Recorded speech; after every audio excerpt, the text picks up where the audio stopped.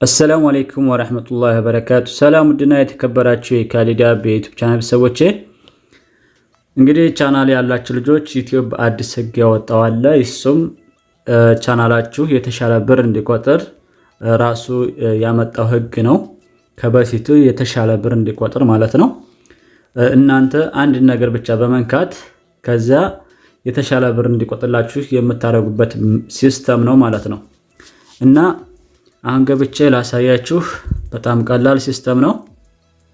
ቀጥታ ወደ ዋይት ስቱዲዮም ትገባላችሁ። ከዚህ ዋይት ስቱዲዮም እንደገባችሁት በቀይ ያከብኩባት ከታች የደወል ምልክቷን አንድ ጊዜ ነካ ታደርጋላችሁ። ከዛ እንደዚህ ሲያመጣላችሁ ከዚህ ኤክስ ብላችሁ እንዳትመቱትኝ። ምንድነው የምታደርጉትኝ? ይሄኛውን በቀይ ያከበኩበትን ይሄንን አንድ ጊዜ መታ ታደርጉታላችሁ። ከዛ እንደዚህ ሲመጣላችሁ ወደ ላይ ታንሸራታላችሁ። እንደዚህ ሲመጣላችሁ የእናንተ ከዚህ ከታይኛው ከሆነ ከዛ ሃይ ከላይኛው ላይ አንድ ጊዜ መታ አድርጋችሁ ታጠቁራታላችሁ። መጨረሻ ላይ ከታች ሴቭ የሚለውን ትመውስታላችሁ ማለት ነው። ሴቭ ታደርጉታላችሁ። ይሄ ምንድነው? እናንተ ቪዲዮ ሰርታችሁ ስትለቁ ከ8 ደቂቃ በላይ ከሆነ ያነ ቪዲዮ 8 ደቂቃ ከዛ በላይ የሆነ ቪዲዮ እያንዳንዱ ክሮም ውስጥ ገብታችሁ ቪዲዮ ማስታወቂያ እንዲገባ ከ1 ደቂቃ ከ2 ደቂቃ ያለፋችሁ አለፍ ያላችሁ ማስታወቂያ እንዲገባላችሁ ታረጋላችሁ አይደለ? ይሄ ደግሞ አውቶማቲክ ያንን በራሱ የት ቦታ ላይ መቀመጥ እንዳለበትኝ እናንተ ሳትነኩትኝ የሚያስገባላችሁ ሲስተም ያመጣው የዩቲዩብ ህግ ነው ማለት ነው።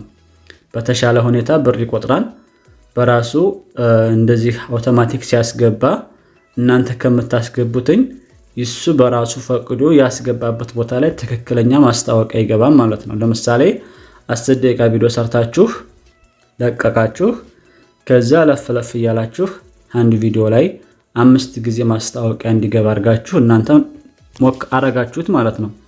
ነገር ግን እነሱ ካልፈለጉ ያንም እናንተ ያስገባችሁት ትክክል ካልሆነ 5 ጊዜ ማስታወቂያ ቀርቶ 2 ጊዜ ማስታወቂያ ላይ መጣ ይችላል ማለት ነው። ነገር ግን ራሳቸው የት ቦታ ላይ መቀመጥ እንዳለበት አውቶማቲክ ራሳቸው የሚያስቀምጡት ከሆነ ግን ከዛ ትክክለኛ ማስታወቂያ ይገባበታል። የዛን ጊዜ ለእናንተ የተሻለ ገቢ የማግኘት እድል አላችሁ ማለት ነው። እና ከዛ ቀጥታ ይህን መታችሁ ሴቭ ማድረግ አለባችሁ። ሌላ ምንድነው ምን ህግ አለው ብላችሁ እንደታስቡ ወይም ደግሞ ዝም እንዳትሉት ማለት ነው። መጀመሪያ ኤክስ እንዳታረጓት